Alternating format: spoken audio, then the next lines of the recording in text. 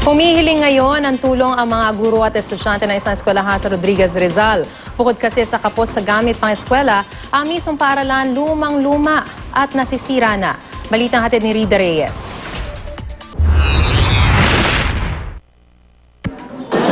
Sa dami ng high-tech gadgets natin ngayon, mahirap isiping may mga kababayan pa rin tayong tila na pag-iwanan ng panahon. Gaya na lang ng sitwasyon ng ilang kabataan sa Rodriguez, Rizal. Ang mga estudyante rito, araw-araw, 2 oras naglalakad ng walang sapin sa paa, makapasok lang sa Puray Elementary School. Kabilang rito si Mirna mula sa mga katutubong dumagat. Makatapos. Opo. Basta po matutong makabasa, sumulat, para po makaahon po sa hirap. Kung marunong sila, kahit papaano, kahit sila hindi magtanim at maghanap buhay sa gubat, kaya na nila yung sarili nila.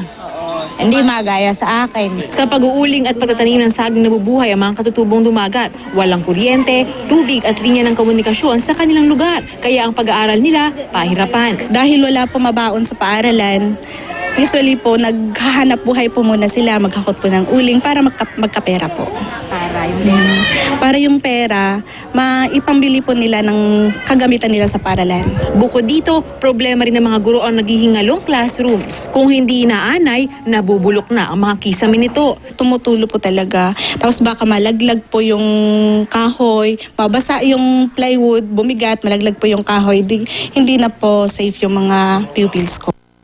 Namahagi ng school supplies ang grupong Black Pencil Project at Tax Management Association of the Philippines sa 400 mag-aaral na papasok dito ngayong taon. May workshop din para sa mga bata. Kasi pag walang school supplies sa mga bata, yung ating mga magulang nahihiyang magpa-enroll ng mga anak o kaya tinatamad.